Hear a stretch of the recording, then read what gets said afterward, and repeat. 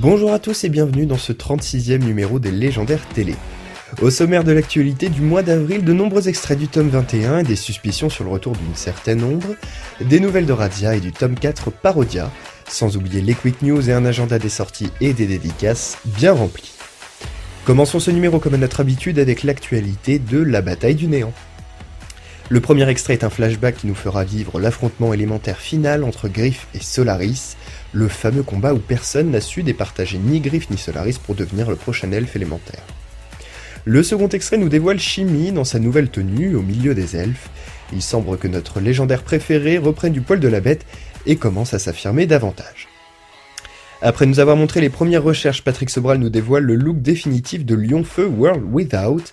Avec un air de ressemblance entre Jaguarian et Wolverine, Lionfeu devrait faire son grand retour à partir du tome 21. Enfin, voici les résultats d'une grande enquête menée par Gaspard. Dans l'une des vidéos présentant l'exposition des légendaires et le travail de Patrick Sobral, nous avons pu observer un nouveau personnage sur la table du pamplemousse. Plus de doute possible, Dasiati sera donc bel et bien de retour et elle correspondrait bien à la description de la partenaire d'Alan World Without. Il ne nous reste plus qu'à attendre la fin de l'année pour vérifier la véracité de cette théorie. N'hésitez pas à réagir dans les commentaires. Origine à présent avec un premier avant-goût de la grande bataille opposant l'armée de Darkel au royaume de Simbalia, et autant le dire tout de suite, l'ennemi est de taille et l'affrontement devrait valoir le détour. Le combat continue dans le second extrême, mettant en avant les amants, Razia et Ténébris, qui seront les personnages principaux de ce tome.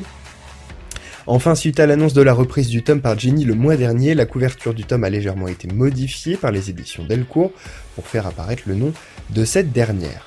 Nous vous rappelons que cette couverture reste l'original qui a été dessinée par Nadou. Parodie à présent avec un nouvel ancrage où les forces de la nature semblent donner du fil à retordre à nos héros. Radia est toujours de bons conseils lorsqu'il s'agit des conditions naturelles, Griff se plaint de l'odeur et chimie de Jadina, jusque-là tout va bien, tout est normal. Cependant, pourquoi Jadina hurle-t-elle ? Réponse dans le prochain tome. Dans le second extrait, nos héros sont encore trafiqués dans leur corps pour laisser place à la créature de Frankenstein ou encore Batgirl. Et le dernier extrait nous permet de revivre une scène du tome 3 Origine consacrée à Griff, la fameuse scène où le Seigneur Mentos propose à Samael de s'occuper de l'entraînement de Griff pendant qu'il se détend en charmante compagnie.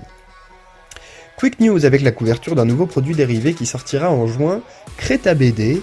Vous pourrez apprendre à dessiner vos héros préférés, imaginer des histoires, le tout accompagné d'anecdotes et de secrets de Patrick Sobral. Le cahier contiendra des pas à pas de dessin, un contenu évolutif, des idées pour imaginer un scénario, des tutoriels avec des jeux pour s'entraîner, les secrets de fabrication de Patrick Sobral, de jolis pochoirs en PVC colorés et bien d'autres encore, sortis le 13 juin prochain. Terminons avec l'agenda des sorties et des dédicaces. Les légendaires disparus, l'écrivain Artemus Del Conquistador serait le véritable héros d'Alysia.